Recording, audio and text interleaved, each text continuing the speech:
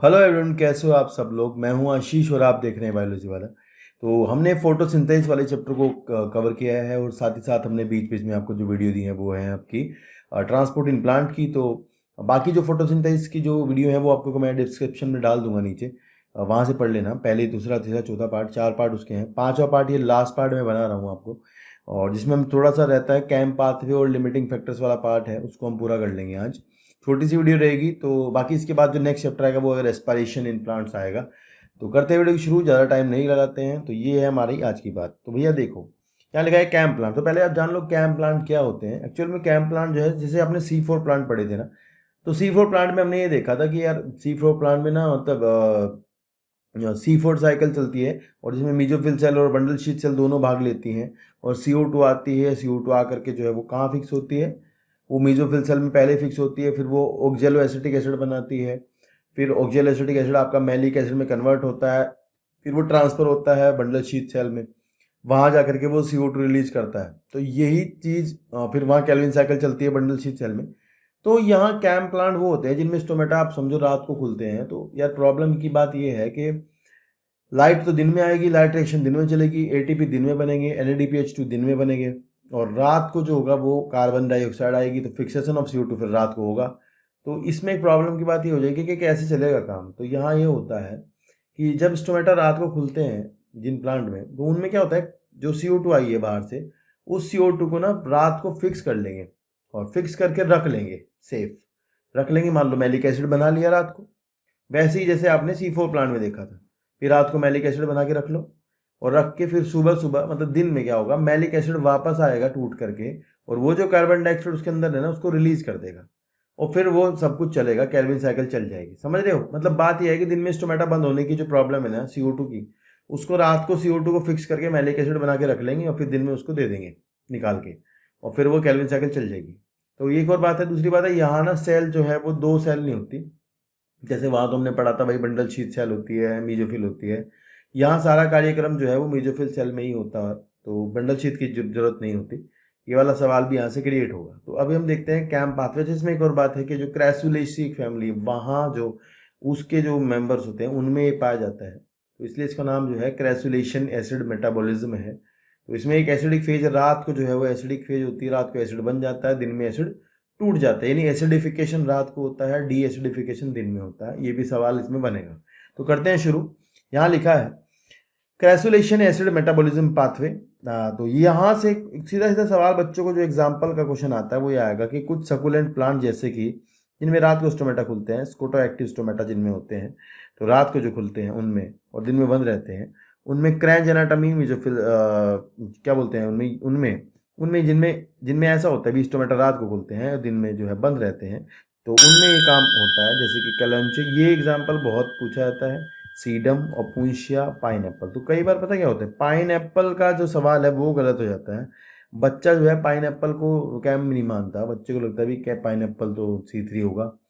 तो यही एक सवाल है जो मुझे अच्छा लगता है, भी आ जाए तो बढ़िया, मज़ा आ जाएगा। तो ध्यान रखना, पाइनएप्पल आ सकता है। बाकी अपुंशिया, सीडम और ये कलंचे तो आता ही है। मतलब कभी कभी इसके बिना ऑप्शन नहीं बनता, अपुंशिया के साथ में ये जरूर देते हैं। तो इनमें आपको कैम पाथवे देखने को मिलता है। जबकि अगर आप C4 पाथवे में देखो तो C4 पाथवे में आपको जो है क्रैंच एनाटॉमी देखने को मिलती थी, वहाँ बंडल शीट सेल था, यहाँ ऐसा नहीं होता है। ठीक है। यहाँ पर एक फोटो है इस फोटो से आप देखेंगे तो 2 बातें मैंने लिखी हैं यहाँ। एक एसिडिफिकेशन लिखा है, एक डी एसिडिफिकेशन लिखा है। तो मतलब रात के समय क्या होता है, जब स्टोमेटा खुलते हैं, देखो रात को स्टोमेटा खुलेंगे तो CO2 जो है वो अंदर आएगी। अंदर आने पे कार्बोनिक एनहाइड्रेट जो है, ये एक एंजाइम है भैया, ये आपको सबको पता होगा। ये क्या करता है, ये आपका HCO3 माइनस बनाता है, यानी H2CO3 बनाता है ये, और फिर उसमें टूट करके HCO3 माइनस और H प्लस अलग हो जाते हैं। फिर HCO3 जो है वो आपका मतलब सीधा सा कार्बन है, तो वो पैप को मिलेगा, यहाँ पैप कार्बोक्सिलेज है, पैप कार्बोक्सिलेज फिर ऑक्जेलो एसीटेट बनाएगा। रात को ये काम हो रहा है, ये वाली बात दिमाग में रखना। फिर इसका रिडक्शन होगा, इससे बनेगा मैलेट, और मैलेट जो है वो वैक्यूल में रात को रख लिया जाएगा सेफ। ठीक है। ये इतना कार्यक्रम रात को हुआ है। रात को क्या हुआ है, अभी दिन रात के टाइम पे जो सुक्रोज था, स्टार्च था, उसने आपका पैप बनाया है, और पैप ने फिर कार्बन डाइऑक्साइड को लिया है और जो है फिक्स किया है, और ऑक्जेलो एसिटिक एसिड बनाया है, वही C4 प्लांट वाला मैलिक एसिड बनाया, फिर ये जा करके सेव कर लिया वैक्यूल में। अब दिन के समय क्या होगा, दिन के समय ये वापस दे देगा इस सब सामान को, मतलब मैलिक एसिड देखो बाहर जाएगा, मैलिक एसिड का टूटेगा, ये टूट करके पायरुवीट बनाएगा 3 कार्बन का, और CO2 निकलेगी। जो CO2 निकल के गई है वो केल्विन साइकिल में भाग लेगी यहाँ पर। तो जो आपकी बंडल शीट, तो मीजोफिल सेल है उनमें केल्विन साइकिल चल रही होगी दिन में लाइट रिएक्शन भी है, केल्विन साइकिल भी है, सब है, वहाँ ये हो रहा होगा। तो वहाँ पर ये CO2 फिर केल्विन साइकिल में चली जाएगी, या फिर ऐसा होगा कि मैलेट जो निकला है वो आपका ऑक्जेलो एसीटेट बनाएगा ऑक्सीडाइज होकर के, और ऑक्जेलो एसीटेट वापस से पैप बनाएगा, ठीक है। और यहाँ काइनेज एक एंजाइम लगेगा, पैप कार्बोक्सिलेज काइनेज, तो फिर वो पैप बनाएगा वापस से, फिर पैप जो है वापस स्टार्च बनाएगा, और इस चक्कर में क्या होगा, CO2 रिलीज हो जाएगी। जो CO2 इसके अंदर 4 कार्बन का ये है, 4 ही कार्बन का मैलेट है, तो ये डायरेक्ट ऐसा भी कर सकता है कि वो पायरुवेट बना दे मैलिक एसिड, ठीक है, और या फिर ऐसा हो सकता है कि वापस जो है वो ऑक्जेलो एसिटिक एसिड बना दे। ये दोनों संभव हैं, लेकिन मुद्दे की बात यह है कि दिन में फिर ये कार्यक्रम चल रहा होता है, दिन में CO2 रिलीज होती है, और वो CO2 जो है फिर इसमें जाती है केल्विन पाथवे में, ठीक है। तो ये है कैम पाथवे, बहुत ज़्यादा इसमें से सवाल क्रिएट नहीं होते। ध्यान रखने की बात बस यही है कि क्या दिन में चलता है, क्या रात को चलता है, इतना पूछ लेंगे। या फिर बहुत ज़्यादा सामान्य सवाल होता है कि आपको इसका एग्जाम्पल पूछते हैं, तो मोस्ट प्रोबेबली पेपर में एग्जाम्पल ही आता है, तो आप एग्जाम्पल पढ़ लेना। यहाँ पर एक पॉइंट लिखा है जो कि एक बहुत अच्छा सवाल बनता है, CO2 कंपनसेशन पॉइंट। तो पहले तो आप जो है इसको समझ लें, कोशिश करें समझने की ये क्या है। CO2 कंपनसेशन पॉइंट जो है ये एक तरह का मतलब एक पॉइंट है, एक पॉइंट मतलब ये है कि जैसे कि मान लो सुबह सुबह की बात करते हैं, तो किसी भी प्लांट में जब स्टोमेटा खुले नहीं है, मान लो स्टोमेटा खुले नहीं है और तो CO2 अंदर नहीं आएगी, तो लाइट आ जाती है, क्योंकि लाइट जो है बहुत ही कम प्लांट को लाइट चाहिए होती है, मतलब लाइट इतनी ज़्यादा नहीं चाहिए होती, बहुत कम लाइट पे ही फोटोसिंथेसिस का रेट जो है काफ़ी ज़्यादा हो जाता है, ठीक है।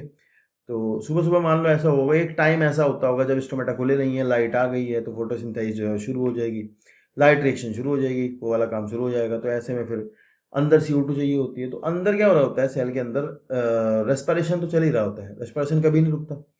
तो जब रेस्पिरेशन में निकलने वाली CO2 फोटोसिंथेसिस में यूज होने वाली CO2 के बराबर हो जाए, मतलब एक ऐसा पॉइंट होगा जिस टाइम पर CO2 जो है जितनी रेस्पिरेशन में निकल रही होती है उतनी फोटोसिंथेसिस में यूज हो रही होती है, तो उसको अपने CO2 कंपनसेशन पॉइंट कहते हैं। वो क्या कहलाता है, CO2 कंपनसेशन पॉइंट।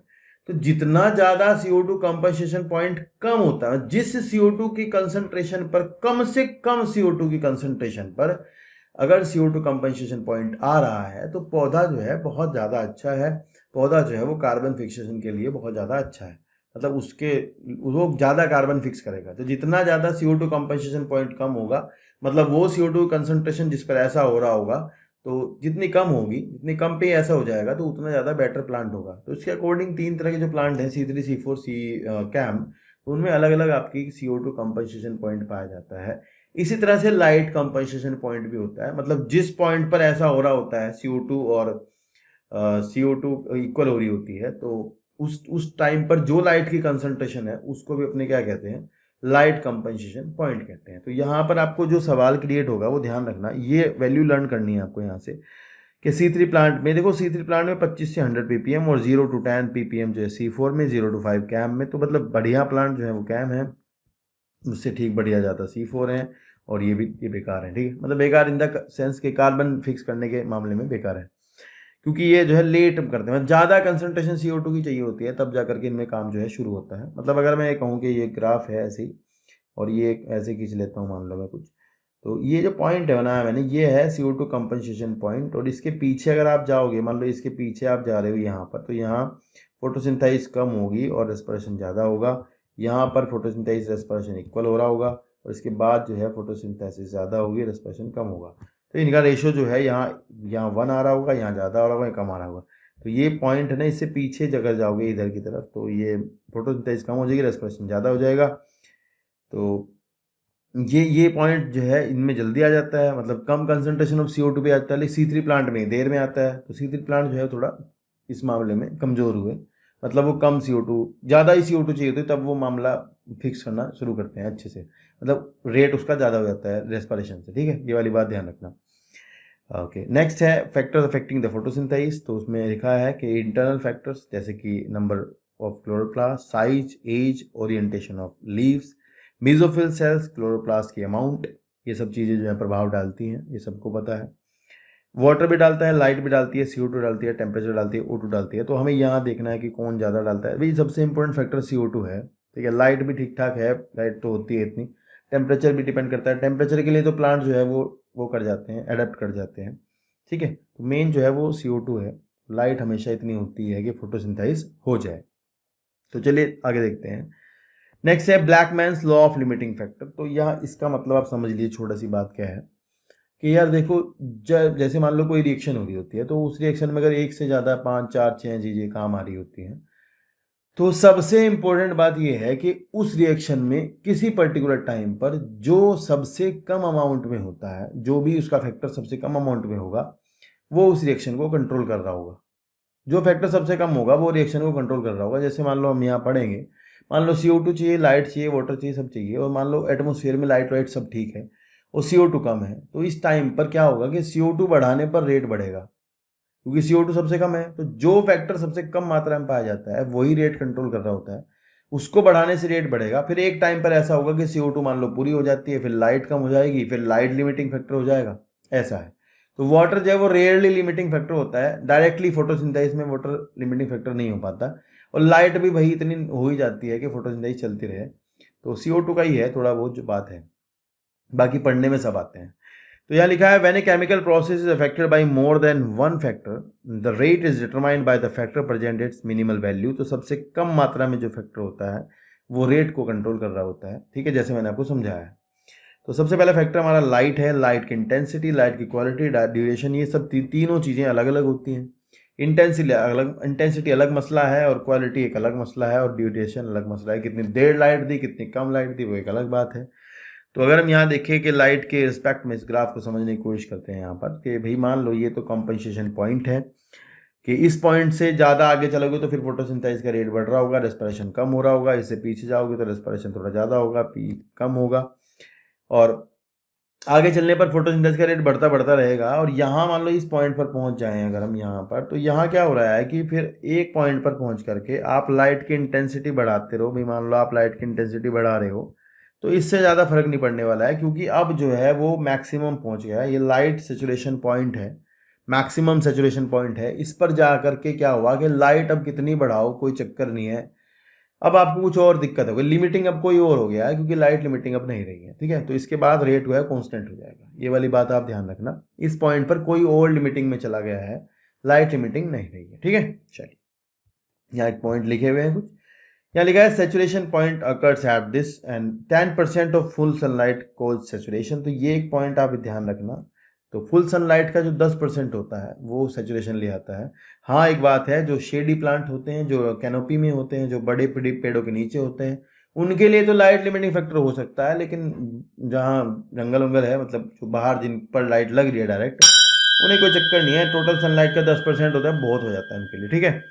तो ये ध्यान रखना, रेयरली है लिमिटिंग फैक्टर फॉर प्लांट, पर शेडी प्लांट में हो जाता है। डेंस फॉरेस्ट में लिमिटिंग फैक्टर्स हो सकता है, ये वाली बात लिखी है, क्योंकि मैंने कहा है कि जो डेंस फॉरेस्ट है वहाँ कैनोपी बनेगी, वहाँ शेड आएगी, तो शेड में नीचे बेचारों को लाइट, दोपहर में जाके उनका काम सही होगा, ठीक है, जब ज़्यादा ही लाइट होगी बाहर, ठीक है, ऐसा है।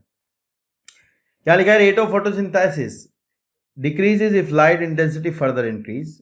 This is called solarization and it is due to the photooxidation, photoinhibition, PS2 is more sensitive. तो ये कुछ बात है, इसका एक सवाल क्रिएट होता है कि लाइट इंटेंसिटी बढ़ाते रहो, एक टाइम तक तो बढ़ेगी, ठीक बात है भाई, उसके बाद बढ़ाओगे तो क्या होगा, उसके बाद प्रॉब्लम होगी कि वहाँ फोटोऑक्सीडेशन हो जाएगा क्लोरोफिल का, फोटो इनिबिशन हो जाएगा। तो इसके लिए फोटो सिस्टम 2 ज़्यादा जो है प्रॉब्लम में आता है, 2 ज़्यादा इनिबिट होता है, ठीक है, इसको कहते हैं सोलराइजेशन। तो एक टाइम तक तो आप लाइट की इंटेंसिटी बढ़ाओ, सही बात है, उसके बाद बढ़ाओगे तो फिर रेट जो है वो डाउन हो जाएगा। तो ऐसा पूछ लेंगे ऐसा क्यों होता है, तो ध्यान रखना ऐसा इसलिए होता है।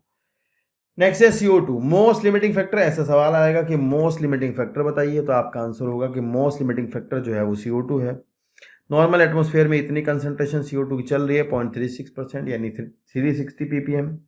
अब इसमें एक बात आप थोड़ी समझ लीजिए, देखो C3 प्लांट अगर होंगे, क्योंकि आपको पता है C3 प्लांट में जो रुबिस्को होता है वो ऑक्सीजन पकड़ लेता है और वहाँ फोटो रेस्पिरेशन हो जाता है। ये क्लियर है आपका ना, पहले नहीं क्लियर है तो आप डिस्क्रिप्शन में जो लिंक है इस वीडियो के, इस चैप्टर के, उसको पढ़ लें।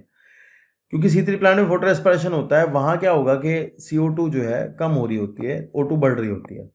तो अगर हम C3 प्लांट के लिए सोचें कि CO2 बढ़ा दे एटमॉस्फेयर में, तो उसमें क्या होगा, रेट जो है बढ़ेगा। ठीक है, आजकल क्या हो रहा है, एटमॉस्फेयर में CO2 बढ़ रही है, ठीक है, जिससे क्या हो रहा है, C3 प्लांट की प्रोडक्टिविटी बढ़ रही है, क्योंकि भाई पता क्या है, रूबिस्को जो है वो फोटो रेस्पिरेशन करना बंद कर देगा और O2 पकड़ना छोड़ देगा, बदले में CO2 पकड़ लेगा। तो इसको कहते हैं CO2 फर्टिलाइजेशन इफेक्ट। तो CO2 फर्टिलाइजेशन इफेक्ट यही है कि एटमॉस्फेयर में CO2 बढ़ने से C3 प्लांट की प्रोडक्टिविटी बढ़ती है। ठीक है, तो अगर हाई CO2 है तो फिर ज़्यादा ही हाई है तो रेट डिक्लाइन हो जाएगा, क्योंकि आपको पता है ज़्यादा हाई CO2 अगर होगी तो जो है स्टोमेटा बंद हो जाएंगे। हाँ, एक बात ध्यान रखना कि अगर लो इंटेंसिटी है लाइट की, तो फिर चाहे C3 प्लांट हो चाहे C4 प्लांट हो, हाई CO2 हो, उससे कुछ फ़ायदा नहीं होगा, उस पर कोई भी प्लांट रिस्पॉन्ड नहीं करेगा। ठीक है, लाइट इंटेंसिटी सही होनी चाहिए, वरना लाइट लिमिटिंग हो जाएगी। और C4 प्लांट में इससे कोई प्रभाव नहीं पड़ता है CO2 बढ़ाने से, क्योंकि C4 प्लांट जो है वो एटमॉस्फेरिक कंसंट्रेशन ऑफ CO2 पर 360 ppm पर अपना फुल दे रहे हैं, फुल पूरा बना रहे हैं भर भर के। ठीक है, क्योंकि उनका जो चैम्बर है, बंडल शीथ सेल जहाँ है, वहाँ O2 नहीं होती, वहाँ रूबिस्को फोटो रेस्पिरेशन नहीं करवाता, तो वहाँ CO2 के कोई चक्कर ही नहीं है, ना कोई इनिबिटरी काम करता है। ठीक है, O2 होता ही नहीं एक्चुअल में। ठीक है, ये सारा मसला C3 प्लांट के लिए है, तो ये ध्यान रखना। अगर आपसे ये पूछा जाए कि आज की तारीख में एटमॉस्फेयर में जो CO2 की कंसंट्रेशन है वो C3 प्लांट के लिए लिमिटिंग होगी, ये वाला सवाल है, बनेगा, ध्यान रखना। ठीक है, आज की तारीख में एटमॉस्फेयर में जो CO2 है वो C3 प्लांट के लिए लिमिटिंग है, क्योंकि अगर आप एटमॉस्फेरिक CO2 बढ़ाते हो तो C3 प्लांट में प्रोडक्टिविटी बढ़ती है। ठीक है, ये वाली बात ध्यान रखना। नेक्स्ट है CO2 कंपनसेशन पॉइंट, तो ये मैंने अभी पढ़ा दिया ऊपर, ये मैंने शायद दोबारा से लिख दिया है। ठीक है, नेक्स्ट है टेम्परेचर, तो ऑप्टिमम टेम्परेचर 20 से 35 है, लेकिन हाँ C3 प्लांट जो है वो आपके कम टेम्परेचर टॉलरेट करते हैं। एक बात ये भी है कि ट्रॉपिकल एरिया में पाए जाएंगे C3 प्लांट तो फिर ज़्यादा ही टॉलरेट करेंगे, क्योंकि वो तो अकोमोडेट कर लेंगे, मतलब वो वहाँ पे जाके अडेप्ट हो जाएंगे। लेकिन नॉर्मली ये कहते हैं भी C3 प्लांट जो है वो कम टेम्परेचर पर अडेप्ट करते हैं, लेकिन जो C4 प्लांट होते हैं वो ज़्यादा टेम्परेचर टॉलरेट कर लेते हैं, 35 से 40 डिग्री सेल्सियस तक, और C3 कम करते हैं 25-25 तक। ठीक है, तो ये वाली बात ध्यान रखना। लेकिन C3 प्लांट ऐसा नहीं है कि वो 50 डिग्री पे नहीं होते हैं, क्योंकि वो वहाँ पर अडेप्ट कर जाते हैं, ये वाली बात ध्यान रखना।